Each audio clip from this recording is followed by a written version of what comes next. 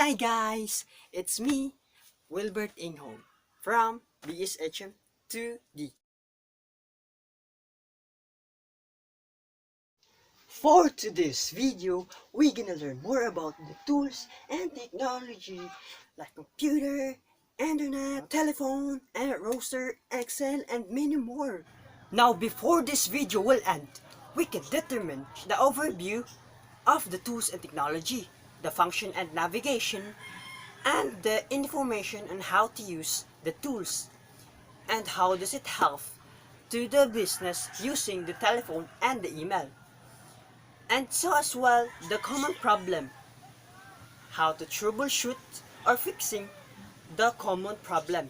This video, our example are the telephone and the email. So are you ready to learn? I can see to your faces that you are so excited to learn. So let's start. Now let's have here the front office department is the department where the telephone and email are literally in use. Like handling guest email and parcel, administering telephone service, accounting, making payments and billing, checking out guests, and more. In the big hotel, like this one on the slide, there have a telephone operator. Telephone operator provides information on guest service, processes guest wake-up calls, answering inquiries about hotel facility and events, also to secure the telephone calls before it's transferred to the line to the department who needs. And perhaps for each hotel rooms, there is a telephone for the convenience of the guests, like calling the room service instead of going there personally. Every department in the hotel has its own telephone to stay connected with the other department and the facility.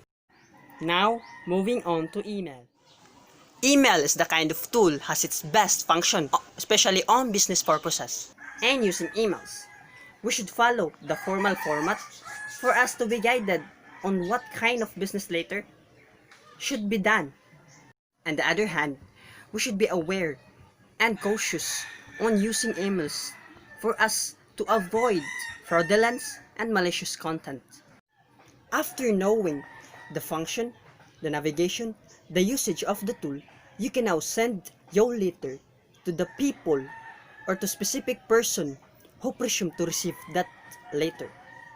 Upon receiving it, you can check your inbox as to what the message tried to apprehend or to convey from the sender. Telephone and email. It really helps. It contributed a lot of things to the business, to deliver fastest communication, to strive and growth over decades, to uplift the system of the business. Because when we are using the new technology, it gives a less hassle to the business at all time. And since these tools and technology are only made by human, we can encounter someday common problem. And if we don't have idea or the long-term knowledge on how to fix or to troubleshoot the common problem, please don't just touch the tools and technology to avoid creating more damage. Best thing to do is to create a documented report on what really happened to the tool during that time the damage it happened. Next thing to do is to call somebody in the hotel facility, like the engineering department, who has the knowledge, who has the skills and experience on how to fix or to troubleshoot the tools and equipment, and the documented reference. We should just state what really happened to the tools and equipment that it occur when damage is strike, so they can fix, or so they can determine or figure out what is the damage on the tools, on the specific tools and equipment.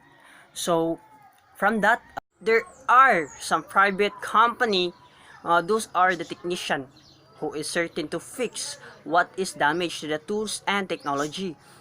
When troubleshooting is done, we can also suggest to double check so that to avoid some possible happen, that